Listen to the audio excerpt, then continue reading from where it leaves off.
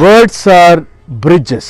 शब्द सेतु हैं। अल्फाज दिलों को और इंसानियत को जोड़ने का एक अजीम और तरीन पुल है। വാക്കുകൾ പാലങ്ങളാണ്. लफ्ज़ सरी कदलदारान वहीनतहुम आखर हमार मेल सन आखर हमार जोड़ শব্দই সমন্বয়ৰ হেতু Cocktail yakraise. Thuhi inkung kaina siam tu ani. Ajrahana apati kisale. Grouthining yaukrai. Shabda setu hon. शब्दां दी सान। Good evening, everyone. On behalf of our festival co-directors Namita Gokhale and William Dalrymple, festival producer Sanjoy Roy, and all of us at Teamwork Arts, I welcome you back for another episode of Jaipur Literature Festival's Words Are Bridges. Through this series, we are building bridges between communities, bringing to life the potential of human relationships, and highlighting the treasure languages have gifted literature. Our session today is Impostures, Michael Cooperson and Kevin Blankinship in conversation.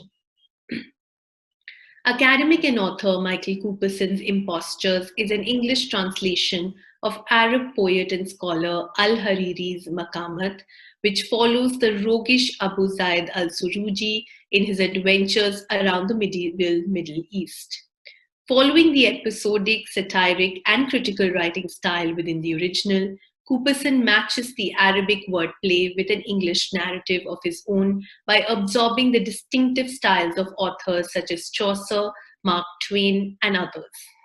Cooperson is a professor of Arabic in the Department of Near Eastern Languages and Cultures at UCLA.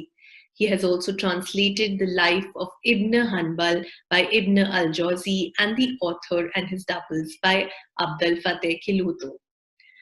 Kevin Blankinship is a literary critic, poet, and translator, and an assistant professor of Arabic at Brigham Young University. Together, they evaluate the adventures and linguistic acrobatics that Impostures brings to the forefront. Michael Cooperson teaches Arabic at the University of California. His translation of Ibn al-Jawzi's Virtues of the Imam Ahmad ibn Hanbal received the Sheikh Hamad Prize for Translation and International Understanding. His most recent publication is Impostures, an English translation of the Maqāmāt of Al-Ḥarīrī. Kevin Blankinship is currently writing a book about the blind author Al-Ḥarīrī and the world rejection in classical Arabic poetry. His essays have appeared in The Atlantic, the Los Angeles Review of Books, the Times Literary Supplement, and more. Before we move on to our session, we request you all to please follow our handles JLF Lit Fest on Facebook, YouTube, and Instagram to get notified on any upcoming session. In case any of you drop off due to bandwidth issues, you can find us on our YouTube channel, Jaipur Lit Fest JLF, and on our Facebook page, JLF Lit Fest. Please do share your thoughts and suggestions in the comment section. We now present Impostures, Michael Cooperson and Kevin Blankinship in conversation. So I'd like to say thank you to the Jaipur Literature Festival, to Namita Gokhale and Kritika Gupta, and the other staff for hosting us, and of course to Professor Cooperson for being able to join us. This is a wonderful opportunity.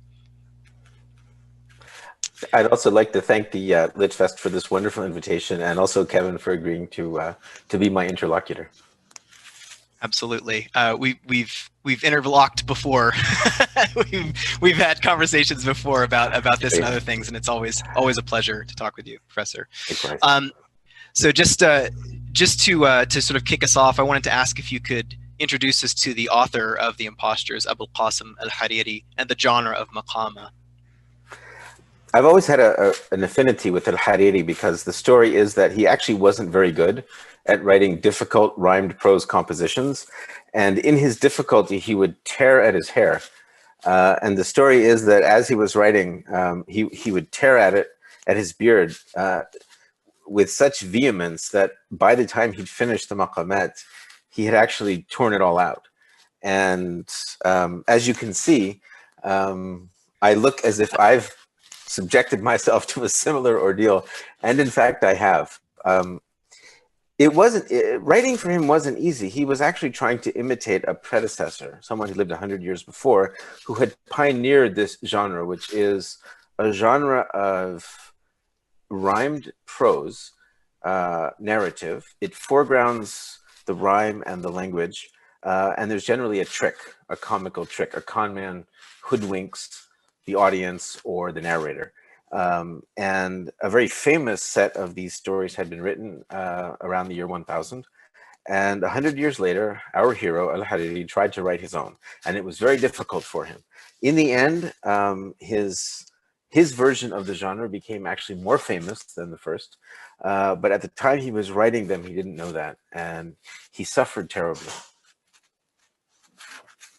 And so you have joined him in this fellowship of suffering through through the language and through translation. And there is something, though, to be said for the fact that, in this sense, the original is itself a kind of translation. I mean, he was trying to produce something that, in a sense, had already been produced by someone else. So I felt a certain kinship with him. Absolutely. In trying to do the same thing. Absolutely. Yeah, very well put. Very well put. So I wanted to ask also about Al-Ḥarīrī's life and times and how they contributed, if at all, to how and why he wrote this unique work. So by the time Ḥarīrī came along, there was already a tradition of Arabic literature that was dense and rich enough that he could fill pages and pages with quotations and reference. I mean, the set of stories, and I should say that his particular set of Maqāmāt, there are 50 stories, and they all are full of allusions and references and quotes and riffs on one or another element of the tradition. So there have been critics who denounce this as being derivative and decadent, and I mean, in the 19th century, it was received, especially in France, by European critics as being decadent, as being an example of Oriental decadence. Despite the fact that it had been very popular, it's probably the most popular work of secular literature in Arabic ever written. Unlike, say, the 1001 Nights, which is very popular in the West but wasn't in its original culture, the Maqāmāt of Ḥarīrī were actually used as a teaching text. This is how you learn Arabic. And so there's a kind of didacticism to them, and there's a kind of understanding that, we're all educated people here, and we're going to swap these tidbits of recondite information about our language and its traditions. And so it's very much a kind of in-joke. It's one big in-joke in a way that I don't think had quite been done before. It's very self-referential. It's very self-aware. It's a bit laborious, actually, in that sense. Yeah, a beard-pulling labor, as it were, as you mentioned in the very beginning.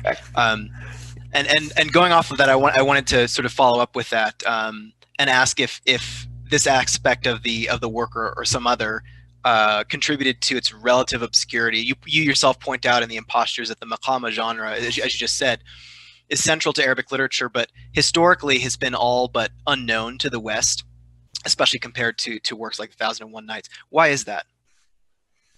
I think it comes from the in-joke part. I think that you can write 20 pages of grammar jokes and 30 pages of puns in Arabic, and people found it very amusing in the 12th century. But then when you come to put that into another language, the consensus was it couldn't be done, at least among European scholars. Now, what's striking about that is that the Maqāmāt of Ḥarīrī had been translated into Hebrew brilliantly about a century after they were written. So there's a medieval Hebrew translation that's absolutely fantastic. It replicates the rhyme, it replicates the prosometrum, it replicates the puns and the jokes, except that it biblicizes everything, so that it's really renaturalized and reimagined in Hebrew. And it's one of the great monuments of translation. And the very same thing was done in the 19th century in Germany by the Romantic poet Friedrich Nietzsche, who actually did the very same thing. I mean, he replicates the puns and the rhymes. He cheats in that he leaves a few things out. And he took a great deal of liberty with the text, which his contemporaries found to be something that made it something other than a translation. In fact, he himself said it's not a translation. He calls it a Nachbildung, which is a reworking or a recasting, basically. So the irony then is that we have, on the one hand, something that people think can't be translated, and on the other, we have examples of people doing it very successfully. So there was always this odd disconnect. And I think, ultimately, I think, compared to the 1001 Nights, the 1001 Nights are straightforward storytelling. With all due respect for their complexity, but there's a certain kind of just narrative drive that keeps you reading, and that's really how it works. And that's something that I think is universal, or as close to universal as anything is. And so people keep turning the pages. I mean, it's irresistible. Whereas with the Maqāmāt, it really depends on how much of a word fiend you are, how much you really enjoy these obscure tricks with language. And because I should say that the protagonist of these stories is someone who can do miracles with language. I mean, he's a con man, he's a trickster, but his superpower is that he can speak, he can produce a message that reads coherently forwards and backwards. He can produce messages that use only half the letters in the language. He can produce really any kind of discourse that the situation calls for spontaneously. And here, I think Ḥarīrī is just a kind of massive wish fulfillment, because he was no good at this. And so he imagines this hero who can just do it without any effort at all. Except that the guy is a secret drinker and a hypocrite and, all kinds of things. But he's a rogue, he's a trickster. And so there's a certain disreputable quality about it all. Which makes it all the more remarkable that it became a canonical work of fiction for this culture, or a paradigmatic work of narrative for this culture, despite being about basically a drunken hypocrite who produces language that's inimitable, which is practically blasphemous, and yet it somehow found a place. It found a place. And also became the subject of commentaries and imitations. Is that right? I mean, I'm not familiar with the full volume of how many commentaries, but maybe say one or two things about that. I do want to say, should any fellow Arabists or people interested in Arabic literature who may be watching at some point, there's the person I would send you to on this on many of these questions is a guy named Matthew Keegan, who is. Of course, you know him. He just finished a fantastic dissertation on the whole tradition of the reception of the Maqāmāt. And one of the things that emerges from it is that, his argument is that the Maqāmāt are essentially an invitation and a kind of boot camp in how to do interpretation, how to interpret difficult texts. And so he's really interested in that back and forth in the commentaries where people are arguing over what the words mean. And it's one of the most touching things about, working with this materials. You look at the manuscripts and you see these people scribbling the words in because they didn't understand them, and, who knows whether these were native speakers or bilingual people at some place along that range of knowing Arabic, not quite knowing it, being native speakers who weren't familiar with the literary tradition, whatever it may be. But there's a lot of anxiety around this book. A lot of this sense that you need to know all these words or something bad will happen. And so there's, it's unreadable without a commentary. And the biggest commentary, the most commonly published one, is written by a guy in Spain. So the other end of the Islamic world. But only 100 years after the original came out. So within 100 years, people on the other side of the world were already writing multi-volume commentaries on the book. So, without the commentaries, I would never have been able to get past the first page of the translation. Just incredible to see the spread of Arabic across such a huge geographic area and in a relatively coherent tradition, I think. And so on this point of being able to sort of dig into the text, as you say, language is on display in the Impostures to the point where it sort of becomes the star of the show, almost like the main character. The original Arabic is full of riddles and poetry and palindromes, and each maqama furthermore adopts a different register. And so for your translation, you've done something I think fairly unique. I've certainly never heard of anything like this before. Tackling it with 50 Englishes your own, inspired by Raymond Queneau's exercice de style. And the point of that was to acknowledge that any translation of Al-Ḥarīrī, of such a virtuoso performance, must be a kind of performance itself. So, you know, talk us through a little bit of that process. And, you know, if you feel like holding forth on this, what might you say to skeptics who, on the one hand, prefer a quieter role for the translator, but on the other hand, to those who might think it's sort of an over-domestication to look for rhetorical and cultural equivalencies in the target language? Right. So it so happens that my translation came out not too long after Emily Wilson's very successful translation of the Odyssey, in which she says that you know, she made a deliberate effort to avoid the kind of highfalutin, overblown epic style that people may associate with Homer. That she strove for simplicity, to let the original speak, and all those great things that you want to do when you start translating something. And very shortly before my translation appeared, an article also appeared by Paul Kroll in the Journal of the American Oriental Society, in which he talks about translations of Chinese poetry that are full of all kinds of nonsense. And he's fantastically eloquent in skewering these you know, what he thinks of as being overwrought and overthought translations. And I had basically at that point already committed myself to doing precisely everything that they say not to do. However, I have two kind of tickets out of jail. One of them is that there already is a literal translation. I mean, in the late 19th century, an Englishman and then a German sort of transplant to England, so Chenery and Steingass, produced basically a literal rendering for students, and they claim they have no pretensions to literary merit. They're trying to help students, because there was this persistent myth that went back 300 years in Europe that somehow the way to learn Arabic is to read these texts, even though they're horrendously difficult. So, I mean, it's like learning English by reading, I don't know, Gertrude Stein or you know, James Thurber or something. I mean, you will learn English, but what you'll learn is going to be quite odd. So there is already a literal translation, so I felt off the hook there. And secondly, I felt that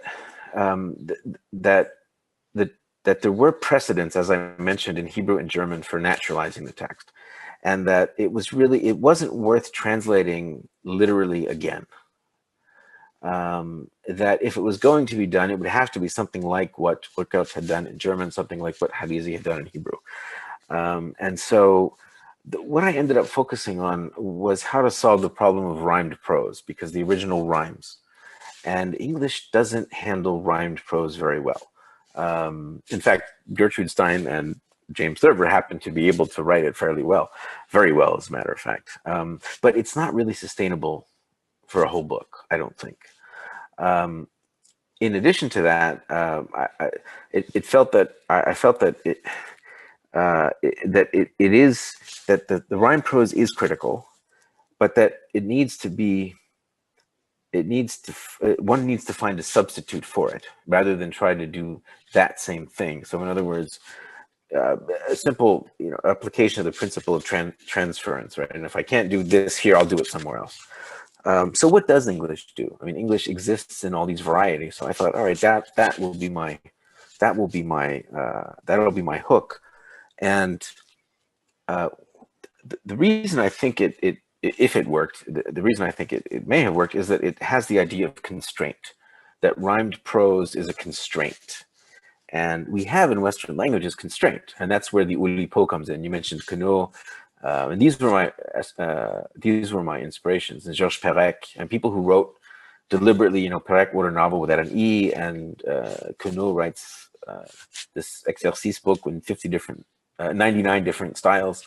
And so I thought, all right, that's the way to do it, is to have a constraint. It's not going to be rhyme, it's going to be style. And so each of the 50 is in a different English style, sometimes more than one, either historically or in terms of, there's an author I model myself on, or in terms of global English, different jargons. different creoles, thieves' cant, whatever it may be, different topolects, local languages, in a variety of places.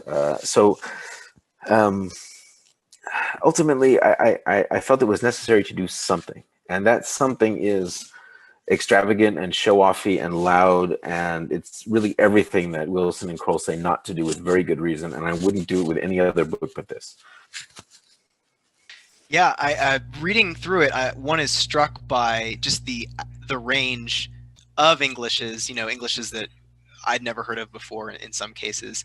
And one thing I remember reading in maybe a footnote that you include is the desire not to privilege one above the other as a linguist, to sort of approach them all on their own terms, and that adds something to this translation. Whereas, previous translators might have said, well, this doesn't belong in an erudite text or something like that. Well, I'm glad there were ones that you didn't know. I was hoping that no matter who the reader is, that somebody would, there'd be some that would be familiar and some not so much, right? Yeah. So one I did in collaboration with a Nigerian writer, and it's in what they call Niger language, and so it's a kind of originally Portuguese Creole, and then it becomes involved with English, and now it's become a native language for many people. Not to mention that there's a kind of standard Nigerian English and a kind of standard global English that many Nigerians use. But many people have told me that was the hardest one. They had a lot of trouble reading it. But then again, there are like 70 million people in Nigeria for whom English is their first language. So I'm like, all right, let's make sure they have something that they like. And if, lots of other people don't like it, that's too bad, because, it's democracy, right? So, I tried to make sure that everybody was, and there are some now that I look back on, and I wrote those words and I don't remember what they say anymore, because I had to do essentially 50 different kinds of English in succession. So I learned, Hiberno English, and how to imitate Jane Austen, how to imitate Marjorie Kemp, how to imitate Charles Dickens. And so, with each iteration, I would sort of cancel the previous one and go on to the next one. But you know what? It's actually an interesting exercise for oneself, for one's students. But to say, write in the style of so and so, what that means simply is, and I'm hoping that there are translators who don't mind getting into the nitty gritty here, because this is what I would want to know if I were hearing a talk like this by someone else. Exactly how do you do that? And the answer is, there are places online like Gutenberg that have full texts of Shakespeare, Twain, Austen, anyone you can think of, dutifully typed in by these wonderful people who make the text available. And it's very easy to do a search and find out, do they use a certain word? And I wanted to use, for example, in one it's written in the style of Jane Austen, I wanted to use the word trencher, which is a kind of wooden dish, right? It turns out she doesn't use it. She doesn't say trencher anywhere. So I really wrestled with that one, and finally I broke down, and I occasionally would let myself break the rule, and I found that, well, it's attested in the OED to her time, so I decided to let it go. But other than that, the principle was that if I'm imitating Kevin Blankinship, I have your complete works, I'm only allowed to use the words that you use. Okay, so if you have never used the word trencher, then I really can't use it, no matter how much I want to. And when you start doing that, after a while, funny things happen to your brain. But it's really just a matter of, as one of the reviewers put it, diligence rather than genius. That's great. It's so funny. Speaking of this linguistic performance, I wanted to ask you about theatricality, which we talked about before. The title itself is Impostures, which sort of gives away the importance of performance or theatricality in these texts. And you've even rendered a few of them as plays or musicals. Number 9 is a Gilbert and Sullivan parody. Number 13 is modeled after Merry Wives of Windsor. Number 24 is inspired by Pygmalion by George Bernard Shaw. So, why is performativity important, if it is, to these works? And also, do you think that they would work as actual stage productions if you were to be the director of such a stage play? You know, I know some very talented actors and directors and writers, and I think that no doubt they would find a way to make this work. Although I think they would probably have to transform it in the same way that I tried to transform the original. So I think it would be several steps away from the original, because one of the things our friend Morris Pomerantz pointed this out to me, how many of the gags really depend on the visual. How many things are just really depend on funny things he does with letters. So when he has a sermon where Abū Zayd, the hero, produces a sermon that uses only dotted letters or only undotted letters, you actually can't tell that that's what's happening, right, unless you have it in front of you, and even then you might not notice. Until someone in the audience, in the story says, "Hey, there's no dots in that," whatever. And so I think a lot of it is visual. And of course, a talented playwright would find some way to substitute for that. I think that the stories, I think Ḥarīrī probably didn't intend to write clever short stories. He wasn't trying to be Saki or Damon Runyon or somebody. He wasn't trying to be that, but I think in a few cases his cleverness kind of got the better of him, and he actually did write some extremely good con man stories. So there are maybe 3 or 4, I think, where actually the reader is fooled. There actually is a con that's carried out that actually works, I think, dramatically. So sure, I think it could be done. I think it would take somebody who has a talent for that kind of thing, an inclination for it. Whether it could be done in English with my text, I don't know. I think probably it should be done in Arabic first, just because it deserves it. I mean, that's the original. It really deserves that more than my translation does. But there are limitations. I mean, there are 50 stories. 4 of them have a female character. 5 of them have a female character who's prominent. Other than that, though, it feels very male. I mean, there's a lot of things about it that, it doesn't, people talk about it as being a mirror of society at the time. I'm not sure that's quite true. I mean, we don't see that many different kinds of people, really. So, it just would depend on how people felt about, you might want to tweak the gender a little bit. I mean, as you pointed out, I mean, one of the stories has Abū Zayd as a woman. I think that there's important, maybe sociological information in there about male bonding, or what Shaka Turaba calls, homosociality rather than homosexuality, but this homosocial world of medieval learning and all of that. I think that a good director could bring that out.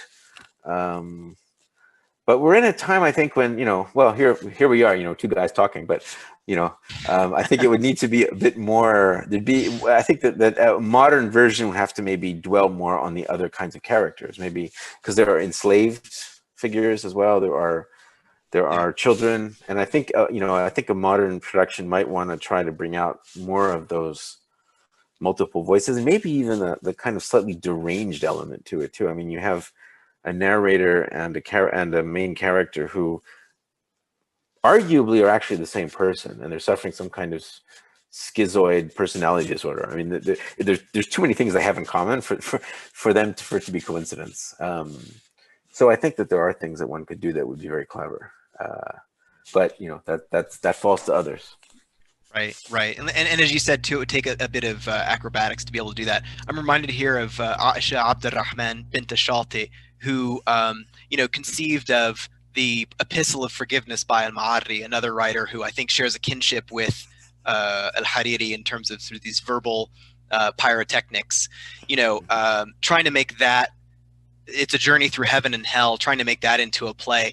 I really don't know if it would work as it was originally written, just because there's so many asides, on grammar and prosody and language and things like that. And so much of it, like you said, is even visual. But beyond that, just these sort of in-joke, erudite references that, it would take some real recasting to put it into a stage production. Yeah, that's right. This seems like a good place to ask about sort of social critique, or sort of, like you said, the mirror of society thing, question. I read the Impostures, and there are episodes which poke fun at judges. I think it's number, let's see, There is number 20. Let's see. Sorry for the delay.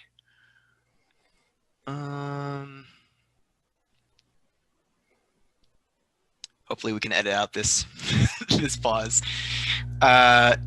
Number 10, which is Chaucerian English, features a judge who has a weakness for young flesh. Number 22, leveraging the flow, which was one of my favorites, by the way.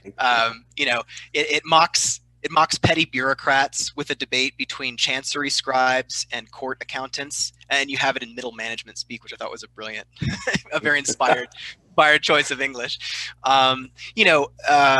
So if not, at least in part, some kind of social critique, how do you see sort of the function of these jaundiced portraits that we see of different types, I guess?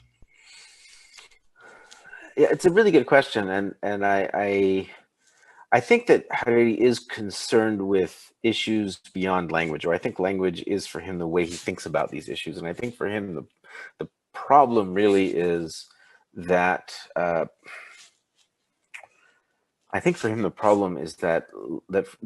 Arabic retains a kind of residual holiness or luminousness that is the relic of having been used by God to pronounce the revelation. And people can tap into that in order to perform these kinds of impossible verbal feats. And there's something disturbing for him about that. And there's something curious about it. I think, I don't mean to Christianize it necessarily, but I think we're seeing a struggle with this question about, is God the Word? I mean, is the Word God?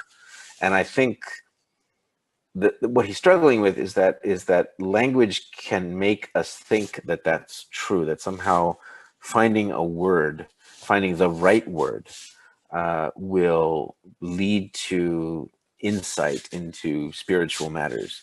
And what seems to happen in this story is that that doesn't work. That the narrator is never moved by these wonderful sermons. I mean, he's never moved to contrition. I mean, that's the point of the sermons, right? Abū Zayd gives a sermon, people weep, they give him money, and he goes and spends it in tavern. And even before the narrator knows that that's what's going to happen, he's still not moved by the sermon. He only appreciates it as a verbal performance, but he's never religiously affected by it. And neither is the person who produces them. I mean, Abū Zayd himself is not until the last episode. And then there's a great debate among critics. This is the one where Abū Zayd supposedly becomes a Sufi mystic and all of that. I think that Al-Ḥarīrī was struggling with this. I think he felt that there was a kind of odd failure to match up between language and emotion and the spiritual. And I don't think that for him society was necessarily much of a concern. I think when he depicts people, Abū Zayd being greedy and so on, I don't think that he's actually satirizing society, because to me what that requires is that you feel a kind of you feel a dissatisfaction about the fact that society you happen to live in isn't as good as the one you can imagine, and isn't even as good as the one that everybody has already agreed would be better. Yeah. And I don't sense that with him. I sense that he feels that we are all in a fallen state. We are all in a post-lapsarian world where language seems magical but isn't. And I think that's what's bugging him.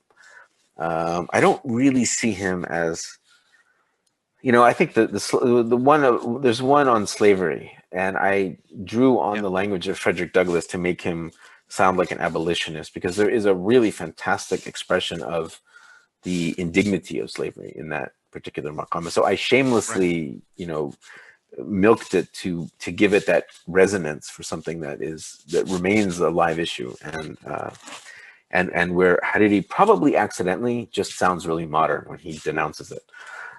So it's not that there aren't moments of wonderfully expressed indignation about the state of the world, right? But I just don't see it in that utopian critical tradition that comes out of the French Revolution and then Dickens and all. It doesn't feel to me that we're dealing with someone who thinks that you can make this world a better place. It just doesn't have that feeling to me. But you know, if you felt that way, that's great, because what it affirms for us is that it's a polyvalent text that accommodates many readings, and that's exactly what Ḥarīrī wanted, and that's exactly what I want. So great. I mean, if someone sees it there, then I'm happy. I mean, that's good. I don't object to someone arguing. I just didn't feel it myself. Right. Well, and we can talk also about a generic dominant too. So the dominant might be, you know, we're playing with language, we're telling these inside jokes, and there might be strains of other things there too, obviously, to make it, you know, relevant to society and to play off of types and characters. Speaking of types and characters, one thing you mentioned was the relationship between the protagonist Abū Zayd and the perhaps overly credulous narrator Al-Ḥarīrī. And in your translation, this relationship sends up some of the richest echoes where it links them to similar literary pairings. So we have Dr. Johnson and Boswell, Jekyll and Hyde, Piers Plowman and the Virtues. So, you know, talk a little bit about the nature of this relationship. How much does it help us understand the text? How much does it prevent us from understanding the text? And can we trust either of these men? One of my favorite critics is Daniel Beaumont, who's written that we need to avoid thinking of Al-Ḥarīrī and Abū Zayd, so the narrator and the protagonist, as characters, and certainly not as people. He thinks that he calls them the materialization of a function, which sounds very clinical, but I think that essentially, I mean, one could think of Abū Zayd as being language. I mean, he's polyvalent, he's multiple, he's plural, he's constantly, he's able to imitate anyone. And so there's this kind of there's this plurality that he is, essentially, that makes him really not human anymore, I don't think.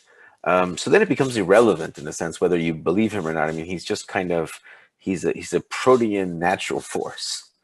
And there is something slightly terrifying. I think Stephen Greenblatt put it very well when he talks about, you know, there is something paradoxically inhuman about language. I mean, there's something terrifyingly inhuman about it, actually, because it transcends and will outlive all of us. You know, it's almost like this kind of parasite that we carry our whole lives long, and we know that we may be able to tweak in one direction or another before we give it to others. But there is something kind of, it almost consumes us, you know, and so on. And so I think that, you know, the real struggle is with language and whether it's real, whether it corresponds to any kind of real feeling or not. And I think that, yeah, looking at these other pairings helps to bring out some of that. I mean, Johnson is eloquent and brilliant and clever, but he's also cruel and demeaning to Boswell, you know. And Boswell himself was no slacker as a writer. He's quite good. Yeah, that's right. And you wonder how much of Johnson's eloquence is actually the product of, you know, poor Boswell sitting there and, you know, tweaking all the sentences. So I think that's very much a part of it. And so I didn't, you know, I don't think I've written on anything about that. I hope someone does. But yeah, there's the Boswell, Johnson, there's Gertrude Stein and Alice B. Toklas, very much the same dynamic, I think, in some ways. Where, you know, and Toklas was a good writer too. You know, she just, you know, got famous because she was the diarist, essentially, of Stein. So I mean, there are many of these pairings, and I think it's a really rich, because I think it's a way of saying that, you know, it may take more than one. I mean, you know, language requires an audience. It requires two people, right? Someone has to speak, someone has to listen. There has to be a dialogue or interlocutor, or whatever. So, you know, I think that there's a real insight there that you've proposed. Yeah, I as I listened to you talk, you mentioned that these are otherworldly, you know, inhuman kind of functions in the text, and yet they're not sort of allegorical virtues in the same way that you might have in like a passion play or Dante's Commedia, something to be, you know, something to be followed, you know, again, a virtue to be that's embodied in a figure that we should then emulate somehow, that interacts with other virtues, something else even than that, it seems. Yeah, I haven't thought about it that way, but certainly I think there's not any clear moral to be learned from the story. I mean, there's certainly no there's a rather terrifying absence of morality, and I think a kind of melancholy, a kind of sadness that, because there is something. I mean, if I can lapse into awful generalization, but I think there is something. It's what Hodgson called the challenge of Islam. There's a kind of hopefulness that people are not born into sin. People are not born into sin, and the point of having a law is that you can make the world a better place. It isn't just about the hereafter, right? The point is that God gave us a law now so that we can improve the world that we live in now. So there's a essential optimism to the message, right? If one abstracts it that way. And I think one of the things that we see coming through very much with Ḥarīrī is that he certainly, and no doubt many of his contemporaries, have lost that feeling that things could be made better now. Or that, that somehow we failed to, as Hodgson would say, we haven't responded appropriately to that challenge. That God gave us this revelation and this language and this community and this law, and we haven't lived up to that expectation. So there is a kind of melancholy to it. That may just be a product of, he may have felt that way. It may be something about the zeitgeist. There are all kinds of things one can bring in, but it's a funny book. It's a raunchy book, but it's also a sad book. I mean, there is a lot of just shabbiness that he dwells on, and a lot of cruelty, and a lot of sorrow in one way or another. And he's a refugee. I mean, that's another way in which it speaks to our time. Abū Zayd is a refugee, and he's lost his home to the Crusaders or the Byzantines, depending on whom you ask. And so there is that this expulsion from paradise subtext throughout it. That somehow, all of us are living in some post-Lapsarian world that doesn't quite live up to our expectations, and all we have left, I mean, the one apple that you plucked from the tree of knowledge that you get to keep when you get thrown out is language. I mean, that's all you've got left, is that thing that reminds you that you were great once. So I think it can go either way. I don't think he's consciously playing on these ideas as an allegory, but I think that they're hard not to see. Yeah, absolutely. Well put. So Kevin, you very kindly asked me to read a brief selection, and I will do that, and you'll be able to see what it is that I'm reading. And the reason that that's important is that this particular text is a letter that Abū Zayd, the protagonist, is supposed to have written, where he does something extremely difficult, which is he uses an alternation of dotted and undotted letters in Arabic. So about half the letters have dots on them and half don't. And he makes sure that if he uses a dotted letter, the next one must be undotted, and so on throughout the message. So it's an extreme constraint. So what I discovered was that there's something similarly extreme in the Ulipo tradition, which is where something called the prisoner's constraint, where you cannot use any letters that go above or below the line. So I translated the epistle using that constraint. So I'll read just a bit of the Arabic so you can hear the rhyme. You obviously won't be able to hear the dots being there, but you'll be able to see it. So just a brief bit from that passage. مناظم شرفه تأتلف والشؤوب حبائه يكف ونائل يديه فاض وشح قلبه غاض وخلف سخائه يحتلب وذهب عيابه يحترب. That gives you a sense of the rhythm and the rhyme. So in English, as you'll see, there are no letters that go above or below the line. And here's just a bit of the translation. Criers across Eurasia announce in unison, our emir is our resource, our reservoir, our Eozoic rain, our successor, sorrow's ransom, care's surcease. In crisis, no one unnerves. In races, no one overcomes our man. Successors, none can vie. Even enemies are won over en masse. Encomiums accrue. An horizon, viva rex. Remain a moon, never wane. Revive us now, monsoon rain. Mercies wax numerous, messianic rumors increase. I, sir, serve our emir. Now I crave a savior.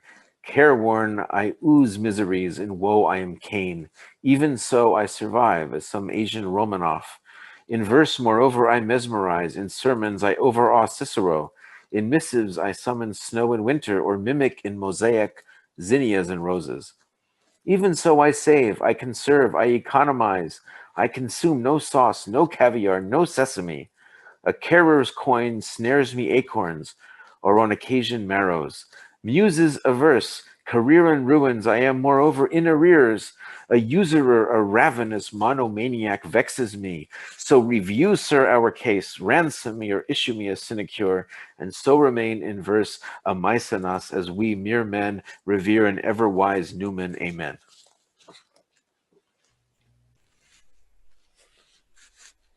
Wonderful. Thank you. I have time for one more question, I think, or we have time for one more question to discuss.